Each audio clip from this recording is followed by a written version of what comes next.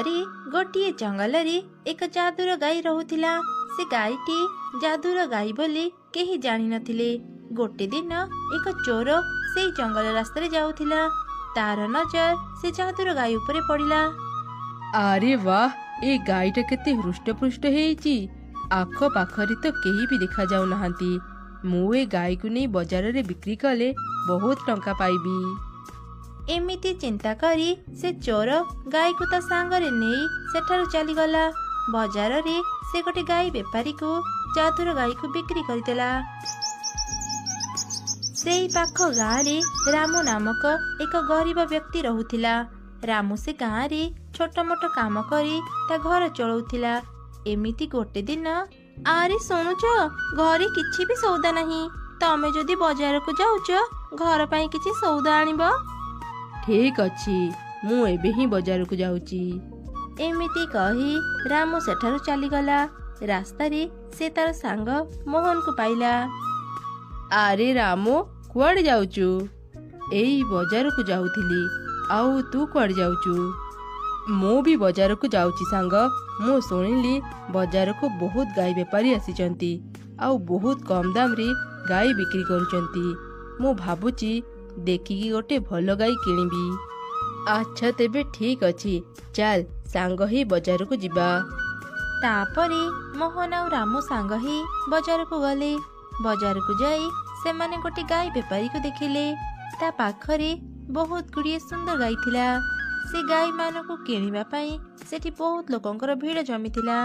ସେ ଦୁଇ ଜଣ ଗାଈ ବେପାରୀ ପାଖକୁ ଗଲେ ଆଉ ଗାଈମାନଙ୍କୁ ଦେଖିବାକୁ ଲାଗିଲେ। ଆରେ ଭାଇ, ଗାଈ ଗୁଡ଼ିକ କେତେ ଟଙ୍କାରେ ବିକୁଛ? ଗୋଟେ ଗାଈର ଦାମ 5,000 ଟଙ୍କା। ଆରେ ବାହ, ଗାଈର ଦାମ ତ ବହୁତ କମ। ଠିକ ଅଛି, ମତେ ଗୋଟେ ଭଲ ଗାଈ ଦିଅ। ମୋହନ ଗୋଟେ ଗାଈ କିଣିଲା। ସେ ରାମକୁ ବି ଗୋଟେ ଗାଈ କିଣିବାକୁ କହିଲା। ହେଲେ ରାମୁ ପାଖରେ ଏତେ ଟଙ୍କା ନଥିଲା। ଆରେ ସାଙ୍ଗ, ତୁ ବି ଗୋଟେ ଗାଈ କିଣିନେ, ଏଠି ବହୁତ ଭଲ ଗାଈ ମିଳୁଛି। ନା ନା ସାଙ୍ଗ, ମୋ ପାଖରେ ଏତେ ଟଙ୍କା ନାହିଁ। ମୋ ପାଖରେ ଜମା 3,000 ଟଙ୍କା ଅଛି। ଆରେ, ଏଥିପାଇଁ ତୁ ଚିନ୍ତା କଣ ପାଇଁ କରୁଛୁ? ମୁଁ ତତେ 2,000 ଟଙ୍କା ଧାର ଦେଉଛି, ତୁ ମତେ ପରେ ଦେଇଦେବୁ। ରାମୁ ମୋହନ କଥାରେ ରାଜି ହେଇଗଲା ଆଉ ତାଠୁ 2,000 ଟଙ୍କା ଧାର ନେଇ ଗାଈ କିଣିଲା। ରାମୁ କିଣିଥିବା ଗାଈଟି ଜଙ୍ଗଲର ସେଇ ଯାଦୁଇ ଗାଈ ଥିଲା। ସେ ଗାଈ ବେକରେ ଗୋଟେ ସୁନ୍ଦର ଘଣ୍ଟି ଝୁଲିଥିଲା। ରାମୁ ସେ ଗାଈକୁ ଧରି ଘରକୁ ଫେରୁଥିଲା। ରାସ୍ତାରେ ସେ ଚିନ୍ତା କଲା, ସବୁ ଟଙ୍କା ତ ଗାଈ କିଣିବାରେ ସରିଗଲା। ପୁଣି ମୋହନ ପାଖରୁ 2,000 ଟଙ୍କା ଧାର ବି ଆଣିଲି। ଏବେ କେମିତି ଯେ ତା ଟଙ୍କା ଫେରେଇବି? ଆରେ ହଁ, ଏ ଗାଈର କ୍ଷୀର ବିକ୍ରି କରି ମୋହନର ମୁଁ ସବୁ ଟଙ୍କା ସୁଝିଦେବି। ରାମୁ ଏପରି ଚିନ୍ତା କରି ତା ଘରକୁ ଫେରିଲା। ସେ ତା ସ୍ତ୍ରୀକୁ ଡାକିଲା। ରାମୁର ପାଟି ଶୁଣି ତା ସ୍ତ୍ରୀ ବାହାରକୁ ଆସିଲା ଆଉ ଗାଈକୁ ଦେଖି କହିଲା, ଏ ଗାଈ କାହାର? ତମେ ୟାକୁ କୋଉଠୁ ପାଇଲ? ରାମୁ ତା ସ୍ତ୍ରୀକୁ ସବୁ ଘଟଣା ଜଣେଇଲା। ତୁ ଚିନ୍ତା କରନି, ଆମେ ଗାଈର କ୍ଷୀର ବିକ୍ରି କରି ବହୁତ ଟଙ୍କା ରୋଜଗାର କରିବା। ଘରେ କିଛି ବି ସଉଦା ନାହିଁ। ମୁଁ ତମକୁ ବଜାରରୁ ସଉଦା ଆଣିବାକୁ କହିଥିଲି, ଆଉ ତମେ ତା ନ କରି ସବୁ ଟଙ୍କା ଏ ଗାଈକୁ କିଣି ସାରିଦେଲ। ଏମିତି ରାଗି ରାମୁର ସ୍ତ୍ରୀ ଘର ଭିତରକୁ ଚାଲିଗଲା। ରାମୁ ମନ ଦୁଃଖରେ ଗାଈଟିକୁ ଦେଖିଲା। ସେତେବେଳେ ତାର ଛୋଟ ଝିଅ ସେଠାକୁ ଆସିଲା। ବାପା ବାପା, ମତେ ଭାରି ଭୋକ ଲାଗିଲାଣି, କିଛି ଖାଇବା ଆଣିଦିଅ। ଏମିତି କହି ରାମୁର ଝିଅ ଗାଈ ପାଖକୁ ଗଲା ଆଉ ଗାଈକୁ ଧରି ତା ବେକର ଘଣ୍ଟି ବଜେଇ ସେଠାରୁ ଯାଉଥିଲା। ହଠାତ୍ ଗାଈର ଘଣ୍ଟି ବାଜିବା ଯୋଗୁଁ ସେଠି ବହୁତ ଗୁଡ଼ିଏ ଖାଇବା ବାହାରିଲା। ଏସବୁ ଦେଖି ରାମୁ ଆଉ ତାର ଝିଅ ଖୁବ୍ ଆଶ୍ଚର୍ଯ୍ୟ ହେଇଗଲେ। ରାମୁର ଝିଅ ଖୁସି ମନରେ ସେ ଖାଇବା ସବୁ ଧରି ଘର ଭିତରକୁ ଚାଲିଗଲା। ରାମୁ ତା ଯାଦୁର ଗାଈକୁ ଦେଖୁଥିଲା ଆଉ କହିଲା, ଆରେ, ଏସବୁ କେମିତି ହେଲା? ତା ମାନେ କଣ ମୋ ଗାଈ ବେକର ଘଣ୍ଟିରେ ଯାଦୁ ଅଛି? ଏମିତି କହି ରାମୁ ତା ଗାଈ ପାଖକୁ ଗଲା ଆଉ ତା ଗାଈ ପିଠିରେ ହାତ ବୁଲେଇ ତା ବେକର ଘଣ୍ଟିକୁ ବଜେଇ କହିଲା, ମୋର ଚାଉଳ, ଡାଲି ଆଉ ପରିବା ଦରକାର। ରାମୁ ଏପରି କହିବା ପରେ ପରେ ହିଁ ସେଠାରେ ଚାଉଳ, ଡାଲି, ପନିପରିବା ବାହାରିଲା। ରାମୁ ଏସବୁ ଦେଖି ଖୁବ୍ ଖୁସି ହେଇଗଲା ଆଉ ତାର ସ୍ତ୍ରୀକୁ ଡାକି ତା ଯାଦୁର ଗାଈ ବିଷୟରେ ସବୁ ଘଟଣା କହିଲା। ରାମର ସ୍ତ୍ରୀ ତୁରନ୍ତ ଗାଈ ପାଖକୁ ଗଲା ଆଉ ଗାଈ ପିଠିରେ ହାତ ବୁଲେଇ ତା ବେକର ଘଣ୍ଟିକୁ ବଜେଇକି କହିଲା, ମୋର ବହୁତ ଟଙ୍କା ଦରକାର, ମତେ କିଛି ଟଙ୍କା ଦିଅ। ହେଲେ ସେଠି କିଛି ବି ଆସିଲାନି। ତା ଦେଖି ରାମ ଆଉ ତାର ସ୍ତ୍ରୀ ଚିନ୍ତାରେ ପଡ଼ିଗଲେ। ରାମ ବୁଝିଗଲା ଯେ ସେମାନଙ୍କୁ ଟଙ୍କା ମିଳିବନି। ଆରେ ଏଇ ଗାଈ ଆମକୁ କେବଳ ଖାଇବା ଜିନିଷ ଦେବ, ତୁ ଟଙ୍କା ନ ମାଗି ଖାଇବା ଜିନିଷ ମାଗ। ଏମିତି ସେବେଠାରୁ ରାମ ଆଉ ତାର ପରିବାର ଯାହା ବି ଖାଇବାକୁ ଇଚ୍ଛା କରୁଥିଲେ ସେମାନେ ସେସବୁ ଗାଈକୁ ମାଗୁଥିଲେ। ଯାଦୁର ଗାଈ ସେମାନଙ୍କର ସବୁ ଇଚ୍ଛା ପୂରା କରୁଥିଲା। କିଛି ଦିନ ବିତିଗଲା। ରାମର ସବୁ ଅଭାବ ଦୂର ହେଇଗଲା। ସେ ବେଶ ଭଲରେ ଦିନ କାଟିଲା।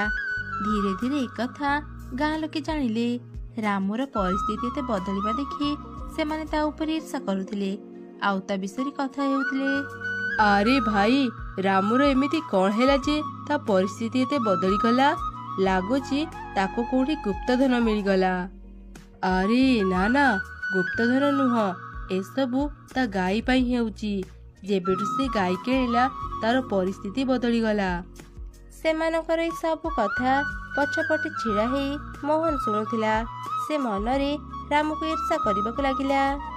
କାଲି ଯାଏ ରାମ କିଛି ଖାଇବାକୁ ପାଉନଥିଲା, ଆଉ ଆଜି ମୋଠୁ ବି ବଡ଼ ଲୋକ ହେଇଗଲା। ମୋ ପାଇଁ ରାମ ସେ ଗାଈ କିଣିପାରିଲା।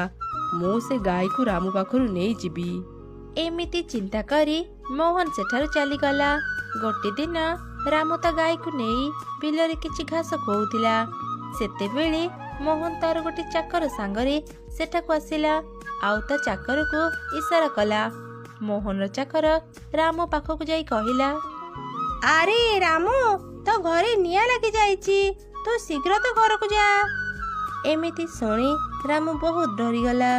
ହେଲେ ମୋ ଗାଈ? ତୁ ତ ଗାଈ କଥା ଚିନ୍ତା କରନି, ମୁଁ ତ ଗାଈ ପାଖରେ ଅଛି। ରାମ ଦୌଡ଼ିକି ଶୀଘ୍ର ତା ଘରକୁ ଗଲା। ରାମ ସେଠାରୁ ଯିବା ପରେ ମୋହନ ଗାଈ ପାଖକୁ ଗଲା ଆଉ ଗାଈକୁ ଚୋରି କରି ତା ଘରକୁ ନେଇଗଲା। ରାମ ତା ଘରକୁ ଯାଇ ଦେଖିଲା ସବୁ କିଛି ଠିକ ଅଛି। ସେ ଦୌଡ଼ିକି ତା ବିଲକୁ ଆସିଲା। ସେଠି ସେ ତା ଗାଈକୁ ନ ଦେଖି ଚାରିଆଡ଼େ ଖୋଜିଲା। ରାମ ଗାଈକୁ ନ ପାଇ କାନ୍ଦିବାକୁ ଲାଗିଲା। ମୋ ଗାଈ କୁଆଡ଼େ ଗଲା? ମୁଁ ତାକୁ ଏବେ କୋଉଠି ଖୋଜିବି? ରାମ ଆଉ ତାର ସ୍ତ୍ରୀ ସବୁଆଡ଼େ ଭଲକି ଖୋଜିଲେ, ହେଲେ ତାଙ୍କ ଗାଈକୁ କୋଉଠି ବି ପାଇଲେନି। ଶେଷରେ ନିରାଶ ହେଇ ସେମାନେ ଘରକୁ ଫେରିଲେ। ବାପା ବାପା, ମୁଁ ଆଜି ସ୍କୁଲକୁ ଯିବା ସମୟରେ ମୋହନ ଅଙ୍କଲଙ୍କ ଘରେ ଆମ ଗାଈକୁ ଦେଖିଲି। ରାମ ଏମିତି ଶୁଣି ସବୁ ବୁଝିପାରିଲା। ସେ ଶୀଘ୍ର ଗାଁର ସରପଞ୍ଚ ପାଖକୁ ଗଲା ଆଉ ତାଙ୍କୁ ସବୁ ଘଟଣା ଜଣେଇଲା। ସରପଞ୍ଚ ଆଜ୍ଞା, ମୋହନ ମୋ ଗାଈକୁ ଚୋରି କରି ତା ଘରକୁ ନେଇଯାଇଛି। କଣ ହେଲା? ସେ ମୋହନ ତୋ ସହ ଏମିତି କରିଛି? ତୁ ଚିନ୍ତା କରନି, ଚାଲ ଏବେ ହିଁ ଆମେ ତା ଘରକୁ ଯିବା। ତାପରେ ସରପଞ୍ଚ ରାମ ଆଉ ତାର ସ୍ତ୍ରୀ ମୋହନର ଘରକୁ ଗଲେ ଆଉ ତାର ଘର ସାମ୍ନାରେ ରାମର ଗାଈକୁ ବନ୍ଧା ହେଇଥିବାର ଦେଖିଲେ। ସେ ଗାଈ ରାମକୁ ଦେଖି ଜୋର ଜୋରେ ପାଟି କଲା। ସରପଞ୍ଚ ଆଜ୍ଞା, ଏଇ ଦେଖନ୍ତୁ, ଏଇଟା ମୋ ଗାଈ। ମୋହନ, କୁଆଡ଼େ ଗଲୁ? ଶୀଘ୍ର ବାହାରକୁ ଆସ। ସେମାନଙ୍କ ପାଟି ଶୁଣି ମୋହନ ଘର ବାହାରକୁ ଆସିଲା। ଆରେ ମୋହନ, ତୁ କଣ ପାଇଁ ରାମର ଗାଈକୁ ଚୋରି କରିଛୁ? ହଁ, ମୁଁ ଜାଣେ ଏ ଗାଈ ରାମର, ହେଲେ ଗାଈ କିଣିବା ସମୟରେ ରାମ ମୋଠୁ 2000 ଟଙ୍କା ଧାର ନେଇଥିଲା। ଏଯାଏଁ ସେ ମୋ ଟଙ୍କା ଫେରେଇନି। ସେଥିପାଇଁ ମୁଁ ଏ ଗାଈକୁ ନେଇ ଆସିଲି। ମୋହନ, ମୁଁ ଏବେ ହିଁ ତୋର ସବୁ ଟଙ୍କା ଦେଇଦେବି। ନା, ମୋର ଏବେ ଟଙ୍କା ଦରକାର ନାହିଁ। ଏ ଗାଈ ଏବେଠୁ ମୋର। ଆରେ ମୋହନ, 2000 ଟଙ୍କା ପାଇଁ ତୁ ରାମର ଗାଈକୁ ନେବାଟା ଠିକ ନୁହଁ। ତୁ 2000 ବଦଳରେ 4000 ଟଙ୍କା ନେଇ ରାମକୁ ତା ଗାଈ ଫେରେଇ ଦେ। ବାବୁ, ମୁଁ ସବୁ କିଛି ଭଲ କି ବୁଝି ଆସିଛି। ଏ ଗାଈ ବେକରେ ପିନ୍ଧିଥିବା ଘଣ୍ଟିରେ ଯାଦୁ ଅଛି।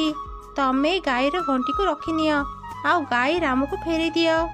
ମୋହନ କିଛି ସମୟ ଭାବିଲା ପରେ କହିଲା, ଠିକ ଅଛି, ମୁଁ 4000 ଟଙ୍କା ନେବିନି, ହେଲେ ମତେ ଏ ଗାଈ ବେକରେ ପିନ୍ଧିଥିବା ଘଣ୍ଟି ଦରକାର। ନା ନା, ମୁଁ ଏ ଘଣ୍ଟି ଦେବିନି। ଆରେ ରାମ, ମୁଁ ସବୁବେଳେ ତୋ କଥା ହିଁ ଶୁଣି ପାରିବିନି। ତୁ ଟଙ୍କା ଫେରିବାରେ ଡେରି କରିଛୁ। ମୋହନର କଥା ମାନିଯା। ତୁ ତାକୁ ଗାଈ ବେକର ଘଣ୍ଟି ଦେଇଦେ। ଆଉ ତ ଗାଈକୁ ନେଇ ତୁ ଘରକୁ ଯା। ବାଧ୍ୟ ହେଇ ରାମ ମୋହନକୁ ତା ଗାଈ ବେକର ଘଣ୍ଟି ଦେଇଦେଲା। ଘଣ୍ଟି ପାଇ ମୋହନ ଖୁବ୍ ଖୁସି ହେଇଗଲା। ସେପଟେ ରାମ ମନ ଦୁଃଖରେ ତା ଗାଈକୁ ଧରି ଘରକୁ ଫେରିଲା। ଏବେ ଆମେ ପୁଣି ଗରିବ ହେଇଯିବୁ। ସେ ଯାଦୁର ଘଣ୍ଟି ଆମ ପାଖରୁ ଚାଲିଗଲା। ରାମ ମନ ଦୁଃଖରେ ସେ ଗାଈକୁ ଦେଖୁଥିବା ସମୟରେ ତା ଝିଅ ସେଠାକୁ ଆସିଲା। ବାପା ବାପା, ଘରେ ତ ଖାଇବା ସରିଯାଇଛି, ଏବେ କ'ଣ କରିବା? ରାମ ଝିଅର କଥା ସରୁ ସରୁ ସେଠାରେ କିଛି ଖାଇବା ବାହାରିଲା। ରାମ ଏସବୁ ଦେଖି ଆଶ୍ଚର୍ଯ୍ୟ ହେଇଗଲା। ଆଚ୍ଛା, ମୋର ଏଇ ଗାଈ ତାହେଲେ ଯାଦୁର ଗାଈ। ତା ବେକର ଘଣ୍ଟିରେ କିଛି ଯାଦୁ ନାହିଁ। ସେପଟେ ମୋହନ ଘଣ୍ଟି ବଜେଇ କହିଲା, ମୋର ବହୁତ ଟଙ୍କା ଦରକାର, ଟଙ୍କା ଆସିଯା। ମୋର ସୁନା ଦରକାର, ସୁନା ଆସିଯା। ଶୀଘ୍ର ମୋତେ ସ୍ୱାଦିଷ୍ଟ ଖାଇବା ଦରକାର, ଖାଇବା ଆସିଯା। ଏମିତି ମୋହନ ବାରମ୍ବାର ଘଣ୍ଟି ବଜାଉଥିଲା ଆଉ ଜିନିଷ ମାଗୁଥିଲା, ହେଲେ କିଛି ବାହାରୁ ନଥିଲା। ରାଗରେ ମୋହନ ସେ ଘଣ୍ଟିକୁ ବାହାରକୁ ଫିଙ୍ଗିଦେଲା। ଏ ଘଣ୍ଟି ମୋର କିଛି କାମକୁ ନୁହଁ। ବେକାରେ ମୋ 4000 ଟଙ୍କା ଚାଲିଗଲା। ସେପଟେ ରାମୁ ଓ ତାର ପରିବାର ଯାଦୁର ଗାଈକୁ ନେଇ ଖୁସିରେ ରହିଲେ।